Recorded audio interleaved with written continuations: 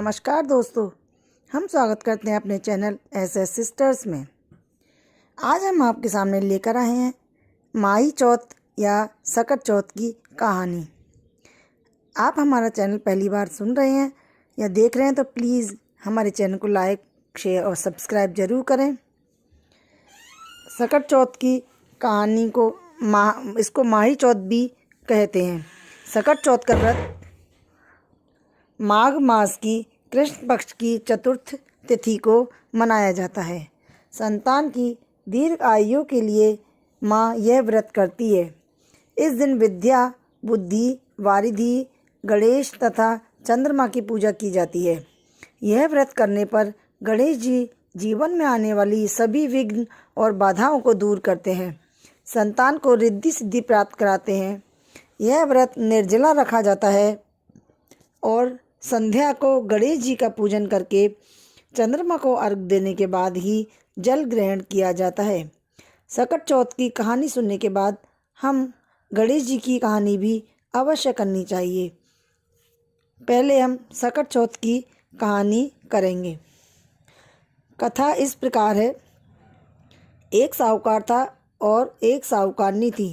वह दोनों ही दान धर्म पुण्य नहीं करते थे, जिस कारण उनके कोई औलाद नहीं थी। एक दिन साहूकारनी अपनी पड़ोसन के घर गई। उस दिन संकट चतुर्थी थी और पड़ोसन सकट चौथ की कहानी सुन रही थी। साहूकारनी ने पड़ोसन से पूछा कि हे बहन, तुम यह क्या कर रही हो? तब पड़ोसन ने कहा, आज सकट चौथ का व्रत है, इसलिए मैं पूजा कर रही हूँ, सकट की कहानी सुन रही हूँ। साहूकारनी ने पड़ोसन से पूछा, इस व्रत को करने से क्या फल प्राप्त होता है? पड़ोसन ने कहा, इस व्रत के करने से धन धान्य, सुहाग और पुत्र सब कुछ मिलता है। यह सुनकर साहूकारनी ने कहा कि यदि इस बार मेरा बच्चा हो जाएगा तो मैं 1.25 सेर तिलकुट करूँगी और चौथ का व्रत रखूँगी। भगवान गणेश की कृपा से साहूकारनी गर्भवती हो गई। साहूकारनी ने कहा कि अगर मेरे लड़का हो जाए तो मैं 2.5 सेर का तिलकुटा करूँगी। कुछ दिन बाद उसके लड़का हो गया। अब साहूकारनी ने कहा कि भगवान मेरे बेटे का विवाह हो जाए तो मैं 5 किलो तिल का तिलकुटा करूँगी।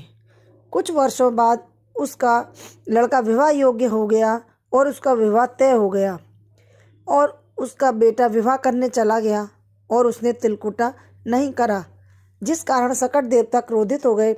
उन्होंने जब साहूकारनी का बेटा फेरे ले रहा था तो उसे फेरों में के बीच से उठाकर पीपल के पेड़ पर बिठा दिया।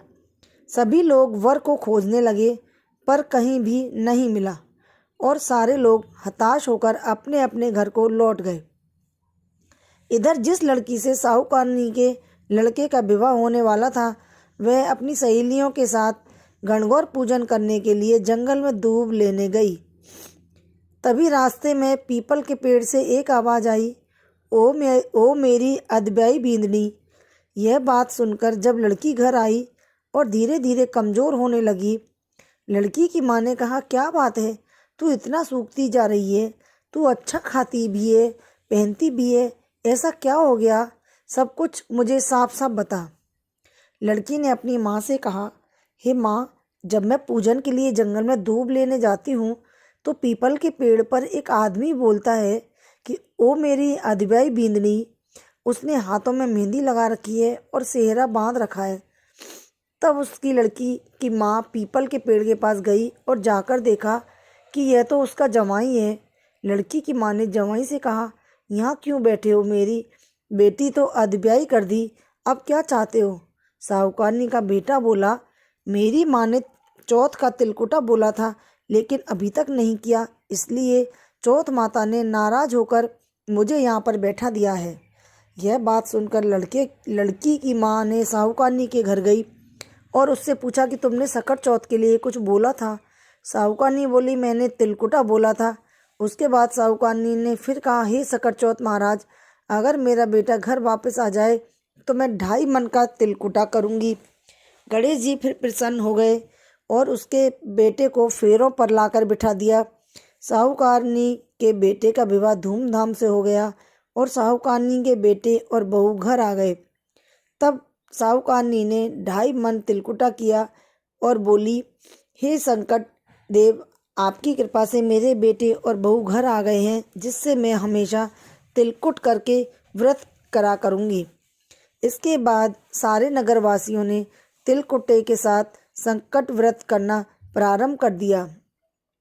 हे सकट चौथ महाराज, जिस प्रकार आपने साहूकारनी के बेटे और बहू को मिलवाया, बेटे और बहू से मिलवाया, उसी प्रकार हम सबको मिलवाना। कथा कहने वाले, सुनने वाले सभी का भला करना। बोलो चौथ माता की जय। अब हम गणेश जी की कहानी करेंगे। चौथ। एक बार गणेश जी छोटे बालक के रूप में चिमटी में चावल और चमचे में दूध लेकर निकले। वो हर किसी से कह रहे थे, कोई मेरी खीर बना दो, कोई मेरी खीर बना दो। वहाँ पर एक बुढ़िया माई बैठी थी। उसने कहा, ला मैं बना देती हूँ। वह छोटा सा बर्तन चढ़ाने लगी तो गणेश जी ने कहा कि दादी माँ, छोटी सी भगोनी मत चढ़ाओ, तुम्हारे घर में जो सबसे बड़ा बर्तन हो वही चढ़ाओ। बुढ़िया माई ने गणेश जी का मन रखने के लिए बड़ा बर्तन चढ़ा दिया। वह देखती रह गई। वह जो थोड़े से चावल उस बड़े बर्तन में डाल रहे थे, वह तो पूरा भर गया है। गणेश जी ने कहा, दादी माँ, मैं नहा धोकर आता हूँ। जब खीर तैयार हो गई तो बुढ़िया माई के पोते पोती खीर खाने के लिए रोने लगे। बुढ़िया ने कहा, गणेश जी महाराज, तेरे भोग लगना कहकर चूल्हे में थोड़ी सी खीर डाली और कटोरी भरकर बच्चों को दे दी। बुढ़िया की पड़ोसन ऊपर छत पर से देख रही थी। बुढ़िया ने सोचा यह चुगली कर देगी, इसलिए एक कटोरा भरकर उसे भी पकड़ा दिया। बेटे की बहू ने भी चुपके से एक कटोरी खीर ले जाकर खा ली। कटोरा चक्की के नीचे छुपा दिया।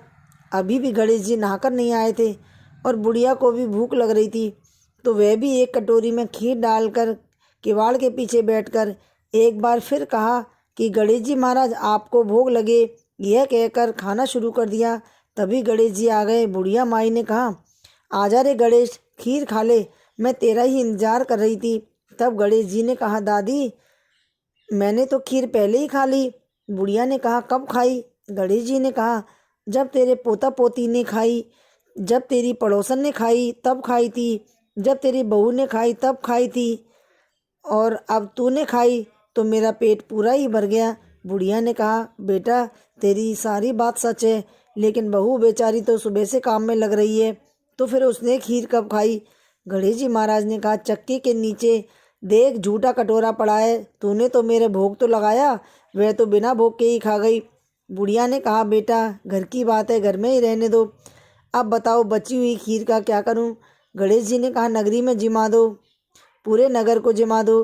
बुढ़िया माई ने पूरे नगर को जिमा दिया, फिर भी बर्तन खाली नहीं हुआ। जब राजा को यह बात पता चली तो राजा ने बुढ़िया को बुलाया और कहा, क्यों री बुढ़िया, ऐसा बर्तन तेरे घर पर कहाँ से आया? ऐसा बर्तन तो राजमहल में होना चाहिए। बुढ़िया ने कहा, राजा जी इस बर्तन को आप ले लो। राजा जी ने खीर का बर्तन महल में मंगा लिया। लाते ही खीर में कीड़े मकोड़े, बिच्छू कंचले हो गए और दुर्गंध आने लगी। यह देखकर राजा ने बुढ़िया से कहा, बुढ़िया बर्तन वापस ले जा, हमने तुझे हमने दिया।